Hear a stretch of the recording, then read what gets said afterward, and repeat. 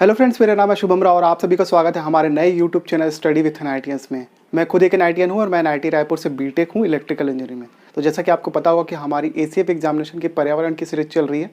अगर आपने previous lecture नहीं देखे तो आप ऊपर जाइए आई बटन पे, आपको वीडियो का लिंक मिल जाएगा। आप लिंक में टैप करके पहले प्रीवियस लेक्चर्स देखिए, उसके बाद इस लेक्चर में आएंगे तो आपको चीज़ें ज़्यादा क्लियर होगी।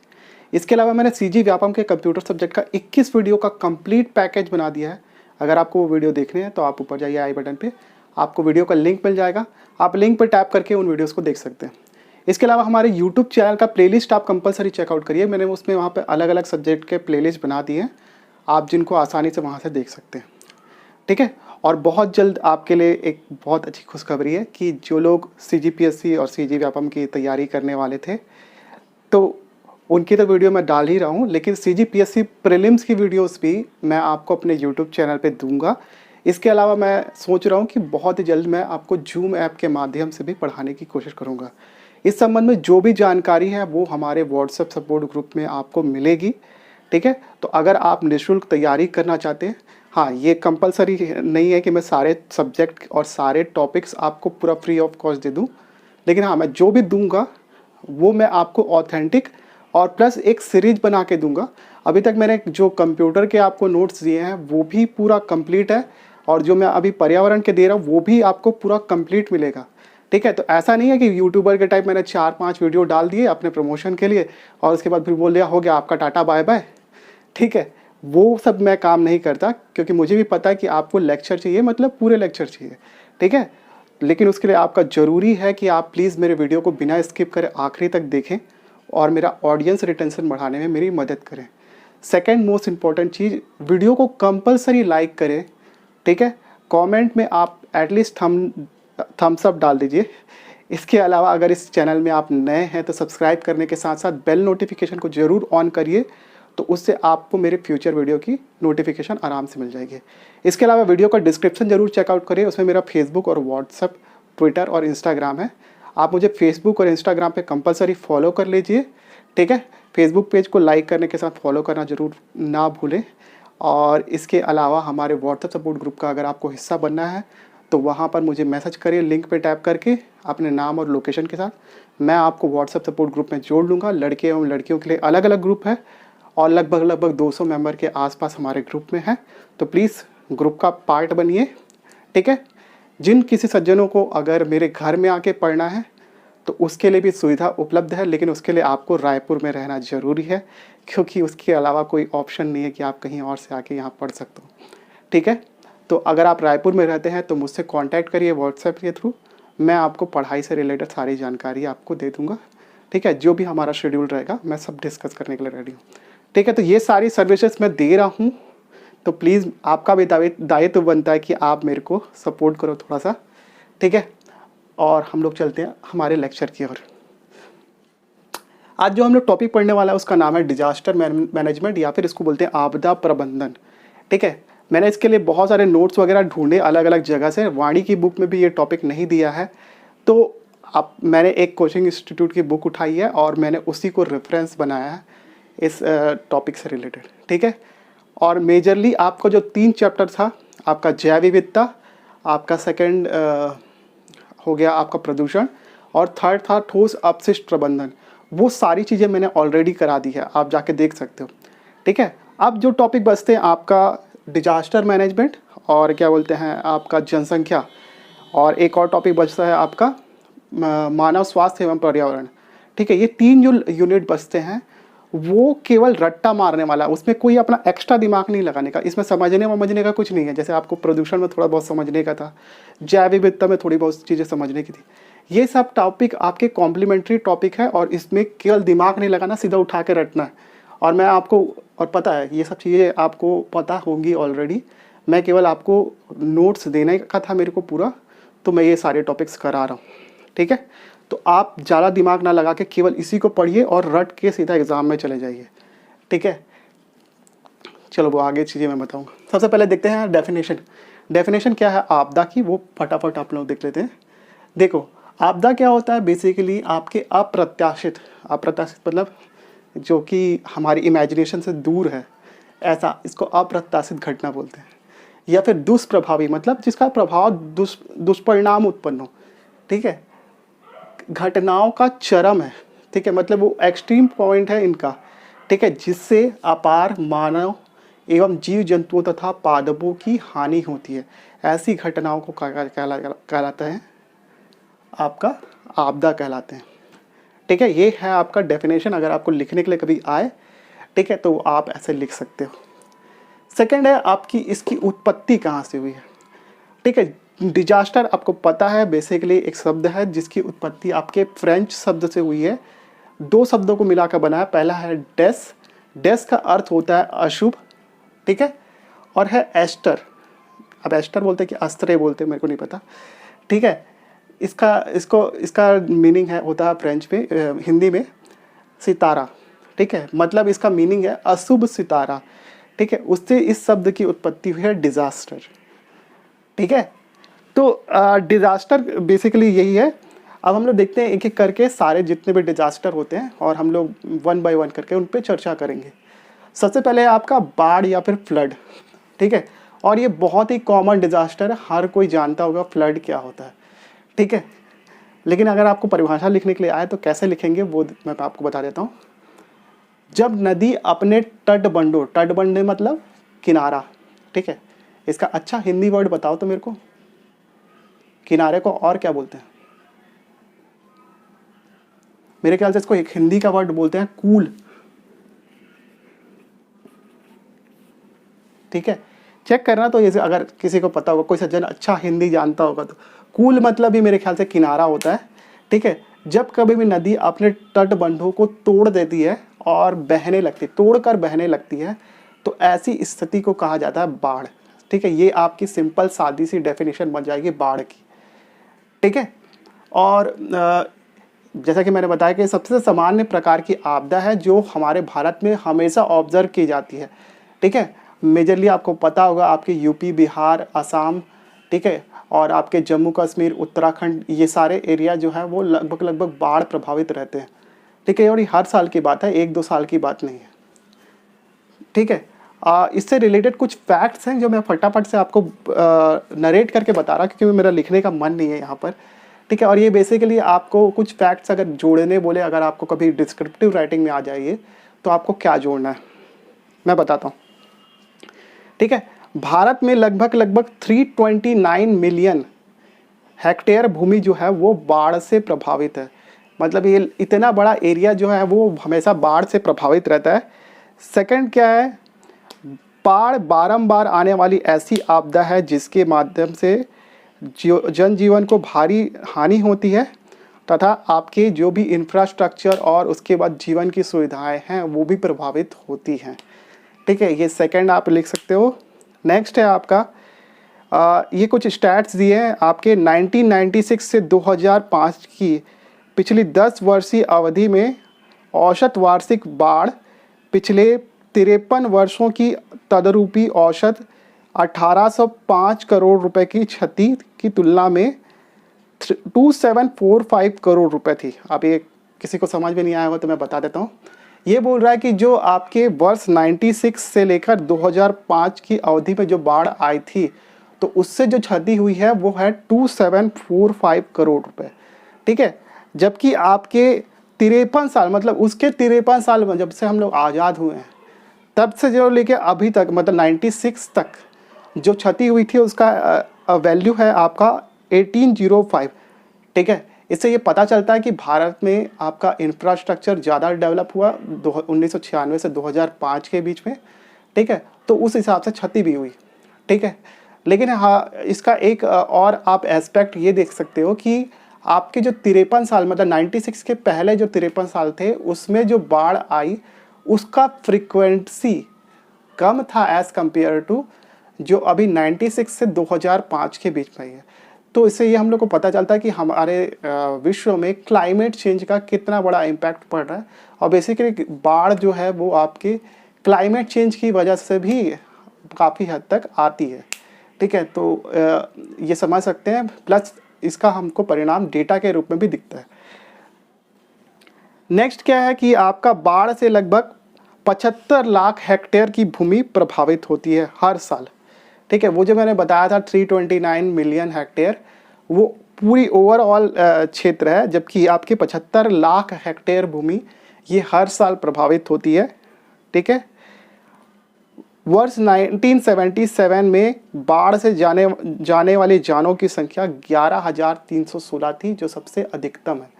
ठीक है, 1977 में सबसे ज़्यादा डेथ हुई है बाढ़ से। ठीक है, भयंकर बाढ़ों की आवृत्ति 5 वर्षों में एक बार से अधिक है। मतलब कम से कम 5 वर्षों में एक भयंकर बाढ़ आपके आ जाती है, ये कहना चाहता है ये। ठीक है, और जैसा कि मैंने बताया कि ये सबसे सामान्य प्रकार की आपदा है। तो इतने सारे पॉइंट्स आपको बाढ़ के बारे में लिखने हैं अगर आपको कभी डिस्क्रिप्टिव राइटिंग में आया तो। अदरवाइज आपको थोड़ा बहुत स्टैट्स के बारे में जानना है, खुदा ना खास्ता आपको कभी ऑब्जेक्टिव में कूट बना के पूछ दिया तो आपको थोड़ा बहुत जानकारी होना चाहिए। नेक्स्ट हम लोग देखेंगे बाढ़ का कारण क्या है। ठीक है, और ये आप जानते ही होंगे और बहुत ही सामान्य से कारण है। सबसे पहले है आपका बादलों का फटना। अब ये बादलों का फटना क्या होता है, इसको फ्लैश फ्लड बोलते हैं। ठीक है, फ्लैश फ्लड जो है वो बेसिकली आपके जम्मू कश्मीर, उत्तराखंड और ऐसी जगह में ऑब्जर्व की जाती है। अभी जो लेटेस्ट फ्लैश फ्लड आया था वो आपके तपोवन उत्तराखंड में आया था, जहाँ पे आपका एनटीपीसी का हाइड्रो पावर प्रोजेक्ट है। ठीक है, इसके बारे में मैंने एक वीडियो में ऑलरेडी बताया है, आपके गंगा प्रवाह तंत्र के वीडियो में जब हम लोग पढ़ रहे थे तो। ठीक है, तो वहाँ पर एनटीपीसी का जो हाइड्रो पावर प्रोजेक्ट था, वहाँ पर फ्लैश फ्लड आने से काफ़ी सारे लोगों की जान चली गई थी। तो ये सडनली आपके काफ़ी तेज़ जो है वहाँ पर बारिश होने लगती है और उसके बाद आपका बादल फटता है, तो काफ़ी ज़्यादा मात्रा में वाटर जो है आपके नदियों में एक्यूमुलेट होता है और उसकी वजह से फ्लड आता है। ठीक है, जैसा कि आपको पता होगा कि कुछ साल पहले आपका चोराबाड़ी ग्लेशियर फटने से भी, वो बेसिकली बादल फटने की घटना थी और चोराबाड़ी ग्लेशियर उसकी वजह से फट गया था और आपके केदारनाथ में भी फ्लैश फ्लड आया था। तो ये बादलों का फटना काफ़ी ऐसी एरिया में होता है जहाँ पे आपका हिली एरिया वगैरह में, लाइक आपका उत्तराखंड, जम्मू कश्मीर, ये सब एरिया में। ठीक है, सेकंड है आपका चक्रवात। चक्रवात तो आपको पता ही होगा। ठीक है, वो तो हर साल लगभग इंडिया में आता ही आता है, एक दो तो। अभी जो लेटेस्ट चक्रवात आया था वो आपका निसर्ग हो गया, आपका व्यास चक्रवात हो गया। ठीक है, और भी कई सारे आपने सुने होंगे, फैनी हो गया और उसके बाद फैलिन हो गया, ये सब चक्रवातों के नाम हैं। ठीक है, तो ये सारे चक्रवात लगातार आते रहे हैं और उसका काफ़ी ज़्यादा इम्पैक्ट देखने को मिला है हमारे इंडिया में। ठीक है, थर्ड है आपका वनों की कटाई। वनों की कटाई से भी बाढ़ जो है वो काफ़ी ज़्यादा डेडली पड़ जाती है, क्योंकि आपका वनों की कटाई से आपका जितने भी नदी के किनारे के तटबंध रहते हैं, जो वन क्या करते हैं बेसिकली आपके अपने जड़ों के माध्यम से मिट्टी को पकड़ के रखते हैं, और जब वन ही नहीं रहेंगे तो फिर उनको पकड़ के कौन रखेगा। तो सारी मिट्टी वहाँ से बह जाती है और जो तटबंध रहते हैं वो टूट जाते हैं, जिसकी वजह से जो बाढ़ का पानी है वो आपके रिहायशी इलाकों वहाँ पे घुस जाता है और जान माल की नुकसान होती है। ठीक है, तो ये आपके बेसिकली है। फोर्थ है आपका नदी जल ग्रहण एवं बेसिन क्षेत्रों में भारी बारिश का होना। और ये तो बहुत कॉमन सी चीज़ है, अगर बारिश ज़्यादा होगी तो ऑब्वियस सी बात है कि आपका नदी में पानी का लेवल बढ़ेगा और ऑब्वियसली बाढ़ आ जाएगी। ठीक है, प्राकृतिक तटबंधों को क्षति, जैसा कि मैंने आपको बताया, अगर प्राकृतिक तटबंध को क्षति पहुंचेगी तो जो पानी है वो बेसिकली आपके रिहायशी इलाकों में घुस जाएगा और ऑटोमेटिकली आपके जनधन की हानि होगी। सिक्स्थ है आपका छोटी नदियों के जल स्तर में वृद्धि। ठीक है, कई सारे छोटी नदियों के जल स्तर में वृद्धि होने से क्या है, वो बेसिकली अल्टीमेटली जाके एक बड़ी नदी में जाके मिलती है, और छोटी नदी के में अगर जल का स्तर में वृद्धि होगी तो बड़ी नदी के जल के स्तर में भी वृद्धि होगी और ऑटोमेटिकली आपके बड़ी नदी में बाढ़ आ जाएगी। ठीक है, तो ये कुछ सामान्य से कारण थे जो आपको पता भी होगा, लेकिन आपको लिखना और अगर ऑब्जेक्टिव में आता है तो टिक करना, वो सारी चीज़ें आपको पता होनी चाहिए। ठीक है, तो ये सारी चीज़ें हो गई। इसके बाद के कुछ जो टॉपिक है बाढ़ से रिलेटेड, वो हम लोग फटाफट से करने की कोशिश करेंगे, जो कि हम लोग थोड़ी देर में देखते हैं। तो चलिए बाढ़ से जुड़े हुए कुछ महत्वपूर्ण टॉपिक पर चर्चा करते हैं। सबसे पहले आपका हम लोग देखेंगे कि भारत में बाढ़ प्रभावित क्षेत्र कौन कौन से हैं, जिनके बारे में बेसिकली आपको पता ही होगा। ठीक है, पहला है आपका गंगा ब्रह्मपुत्र नदी घाटी क्षेत्र। जैसा कि आपको पता है कि जो भारत में अधिकतर बाढ़ आते हैं वो आपके उत्तर भारत और आपके पूर्वी भारत की ओर आते हैं, ठीक है, पूर्वी और पश्चिम उत्तर भारत की ओर, ठीक है। तो बेसिकली आपका पश्चिम उत्तर, मैंने गलत बोल दिया क्या, पश्चिम उत्तर तो इस साइड हो गया, ठीक है, पूर्वोत्तर क्षेत्र की ओर आते हैं, ठीक है, पूर्वोत्तर मतलब आपका असम का इलाका, ठीक है। बेसिकली वहाँ पे बाढ़ आते हैं और वहाँ पे दो बड़ी नदियाँ हैं आपके, गंगा और ब्रह्मपुत्र, ठीक है। इनकी नदियों के साथ साथ आपके इसके सहायक नदियों में भी कई प्रकार के जैसे लाइक कोसी हो गया, ठीक है, आपके दामोदर नदी हो गया। कोसी को बिहार का शोक बोलते हैं क्योंकि ये एक ऐसी मात्र नदी है अभी तक जो कि अपने पाथ को चेंज कर लेती है, ठीक है। जैसे मान लो आपकी नदी सीधी बह रही है और जब बारिश बहुत ज़्यादा हो जाती है तो वो अपने प्रवाह की दिशा को चेंज कर देती है, ठीक है। तो ये इस तरीके से बहुत खतरनाक है। तो आप एक समय देखोगे कि नदी आपके घर के बाजू से बह रही है और आप देखोगे फिर अगले समय कि वो आपके घर को उड़ा के लेके चले गई। तो ये काफ़ी डेडली है, इसलिए बिहार में हर साल कोसी नदी से बाढ़ आती है और उसके लिए इसको बिहार का शोक कहा जाता है। इसी प्रकार आपके वेस्ट बंगाल में दामोदर नदी से बाढ़ आती थी, लेकिन भारत में जो स्वतंत्र भारत का पहला बहुउद्देशीय परियोजना जो आपका दामोदर वैली रिवर प्रोजेक्ट बनाया गया, जिसमें 5 बांध बनाए गए, जिसके बारे में मैंने डिटेल में डिस्कस आपको गंगा प्रवाह तंत्र में किया है, ठीक है। तो वो परियोजना बना के पश्चिम बंगाल की बाढ़ को काफ़ी हद तक कम कर लिया। लेकिन अभी भी आपके नॉर्थ ईस्ट एरिया में असम और असम हो गया, अरुणाचल प्रदेश के क्षेत्रों में काफ़ी ज़्यादा बाढ़ आती है। आपने कभी कभी पेपर में पढ़ते ही होंगे कि आपके काजीरंगा में पानी भर गया, एक्सेट्रा एक्सेट्रा। तो बेसिकली वहाँ पर बाढ़ आने का मेजर कारण है कि वहाँ पे ब्रह्मपुत्र नदी एवं उसके सहायक नदियाँ हैं जिनमें लगातार पानी, आपको पता ही होगा कि आपका वहाँ पर मौसिन राम है, चेरापूंजी है, जहाँ पे बहुत ज़्यादा भारी बारिश होती है। तो वो सारे एरियाज़ में भी काफ़ी ज़्यादा बाढ़ आती है, ठीक है। तो गंगा और ब्रह्मपुत्र नदी घाटी का क्षेत्र, इसके अलावा महानदी, कृष्णा, गोदावरी, कावेरी और उनके डेल्टा क्षेत्र भी शामिल है इसमें, ठीक है। फ्लैश फ्लड के बारे में मैंने आपको बता दिया। जैसे कि आपके उत्तराखंड और हिमाचल प्रदेश के साथ साथ जम्मू कश्मीर में भी कुछ एरिया में आपके फ्लैश फ्लड की संभावना हमेशा बनी रहती है, ठीक है। इसके बाद है अपवाह तंत्र विकसित ना होने के कारण बाढ़, जैसे कि लाइक हो गया राजस्थान, वहाँ पे तो नदी ही नहीं है। नदी जो है एक दो को छोड़ दिया जाए तो जो नदी नहीं है वहाँ पे भी अगर मान लो अचानक बारिश आ जाती है तो क्या होता है, वहाँ पर कोई आपका निकलने का रास्ता नहीं है पानी को और वो एक्यूमुलेट होने के कारण वहाँ पे बाढ़ जैसे हालात बन जाते हैं, ठीक है। तो राजस्थान में भी कभी कभी बाढ़ आ जाता है, आप सुनते होंगे। और 2014 में जम्मू कश्मीर में मूसलाधार बारिश के कारण आपका 50 सालों की सबसे भयंकर बाढ़ आई थी। तो ये सारे क्षेत्र जो हैं वो आपके बाढ़ प्रभावित क्षेत्र हैं जिनके बारे में आपको थोड़ा बहुत पता होना चाहिए। नेक्स्ट है आपका बाढ़ का प्रबंधन किस प्रकार किया जाता है, और ये तो बहुत ही कॉमन क्वेश्चन है और लगभग आपको पता ही होगा, फिर भी लेकिन लिखना और उसके बाद उसको आंसर में टिक करना ये बड़ी बात होती है, तो इसको भी लाइटली ना लेके देखो। बाढ़ का पानी रोकने के लिए आपको अपने घर में चेक वाल्व लगाना चाहिए ताकि आपका जो एक्सेस वाटर है उसको हम लोग तुरंत का तुरंत ड्रेन आउट कर सकें, ठीक है। बाढ़ प्रभावित क्षेत्र में आपका भूतल निर्माण से मतलब आपका ग्राउंड फ्लोर में निर्माण कार्य से बचना चाहिए। आपका जो घर होना चाहिए वो एक पर्टिकुलर लेवल से ऊपर होना चाहिए ताकि आपके घर में पानी ना घुसे बाढ़ का। इसके अलावा एक और चीज़ है जो तो आप करते ही होंगे, रेडियो और टेलीविज़न के ऊपर हमेशा आपको नज़र रखनी चाहिए अगर आपके इलाके में बाढ़ आती है और बारिश का मौसम है तो, ठीक है। उसके बाद है बाढ़ नियंत्रण कार्यक्रम, इसके लिए लाया गया था 1954 में, ठीक है। और बेसिकली इस बाढ़ नियंत्रण कार्यक्रम में के 3 चरण है। पहला एक तो है आपका त्वरित कार्यवाही, मतलब जो इंस्टेंट रिस्पांस है वो करना। सेकंड है आपका अल्पकालिक कार्यवाही, ठीक है। और तीसरा है आपका दीर्घकालिक कार्यवाही, ठीक है। मतलब हम लोग इसके लिए एक लॉन्ग टर्म प्रोजेक्ट बना के बाढ़ को नियंत्रित करने का कार्य करें, ठीक है।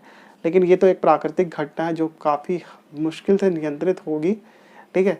और नियंत्रित तो क्या, अगर बारिश ज़्यादा हो गई तो फिर क्या ही कर सकते हो आप।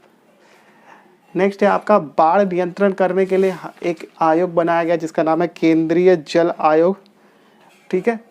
इसके अलावा बाढ़ प्रबंधन प्रभावित इलाकों में आपका जिला स्तर के समितियों की बैठकें होनी चाहिए। इसके अलावा आपके पास नौकाएं होनी चाहिए, नौकाएं मतलब नाव होनी चाहिए। इसके अलावा इलेक्ट्रिक नौकाएं भी होनी चाहिए, ठीक है।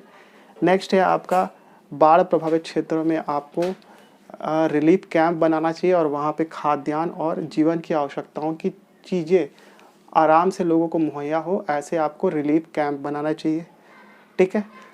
सेना की सहायता लेनी चाहिए और अग्रिम इसकी व्यवस्था करनी चाहिए, ठीक है। बाढ़ प्रभावित क्षेत्रों में राहत के कार्यों का प्रशिक्षण लगातार होना चाहिए, ठीक है। इसके अलावा जो सबसे मेजर चीज़ है कि आपको लोगों को बचाना और बाढ़ प्रभावित क्षेत्रों की लगातार निगरानी होनी चाहिए, ठीक है। तो ये सारे जो फैक्टर्स हैं वो उस तरीके से हम बाढ़ का प्रबंधन करते हैं, ठीक है। इसके बाद है आपका आपातकालीन किट, जिसके बारे में हम लोग थोड़ी देर में देखेंगे, ठीक है। तो चलिए फटाफट से कुछ और टॉपिक्स देख लेते हैं। और ये टॉपिक तो काफ़ी आसान है और इसमें आपको ज़रा दिमाग भी नहीं लगाने का, सीधा रट लो और अगर लिखने के आए तो लिख लेना। बाढ़ प्रभावित इलाकों पे आपके पास कौन सी आपातकालीन किट होनी चाहिए, इसके बारे में इस टॉपिक पे चर्चा की जाएगी, ठीक है। सबसे पहले तो आपको बैटरी चालित टॉर्च एवं अतिरिक्त बैटरियाँ होनी चाहिए। मतलब आप अंधेरे वगैरह जगह पे फंस गया हो तो आप कम से कम वहाँ पर टॉर्च जला के देख तो सको क्या है आजू बाजू।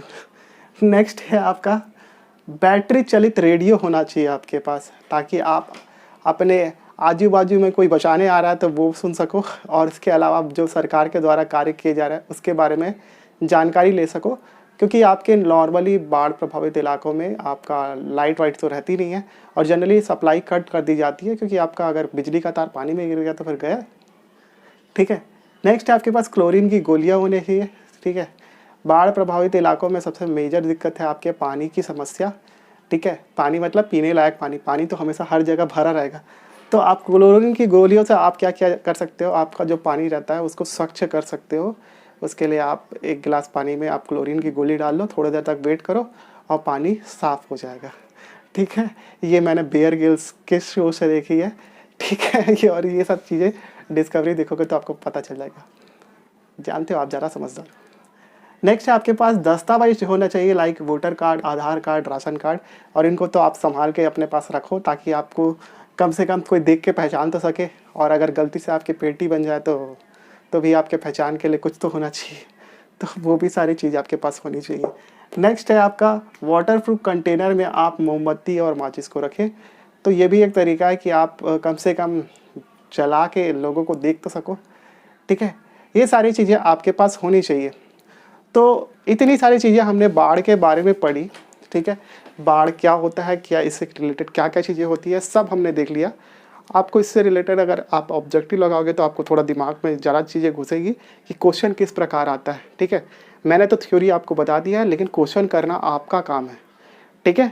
आज हमने एक टॉपिक पढ़ा, अगले टॉपिक में हम लोग भूकंप के बारे में पढ़ेंगे। ऑलरेडी वीडियो काफ़ी बड़ी हो गई है, अगर मैं और पढ़ाना चालू किया तो और वीडियो लंबी हो जाएगी, इसलिए आज का टॉपिक यहीं रहने देते हैं। नेक्स्ट क्लास में हम लोग भूकंप के बारे में पढ़ेंगे और इसके आगे की जो भी चीज़ें हैं, साइक्लोन हो गया, भूस्खलन हो गया, इसके बारे में हम लोग 1 बाय 1 करके चर्चा करेंगे। तब तक के लिए आपका एक काम है, वीडियो को प्लीज़ लाइक करिए, चैनल में नए हैं तो सब्सक्राइब कीजिए विथ बेल नोटिफिकेशन ऑन करके, और वीडियो को एटलीस्ट शेयर करिए उन लोगों को जिनके पास पैसे नहीं है कोचिंग इंस्टीट्यूट को देने के लिए, या फिर वे मंडी निरीक्षक, ACF, CGPSC और CGWAPM से जुड़े हुए बाकी सारे एग्जामिनेशन की तैयारी कर रहे हैं, उनको ज़रूर शेयर करिए। और हाँ, एट लास्ट मुझे ज़्यादा से ज़्यादा सपोर्ट करिए ताकि मैं आपके लिए इस तरीके के कंटेंट्स और भी बनाता रहूं जिससे आपको मैक्सिमम फ़ायदा हो सके, ठीक है। इसके अलावा हमको कंपलसरी फॉलो करिए, वीडियो का डिस्क्रिप्शन चेकआउट करिए, उसमें मेरा फेसबुक और इंस्टाग्राम का लिंक है, वहाँ लिंक में टैप करके मुझे कंपलसरी फॉलो करिए वहाँ पर। और ज़्यादा से ज़्यादा लोग हमारे व्हाट्सएप कॉन्टैक्ट ग्रुप से जुड़िए।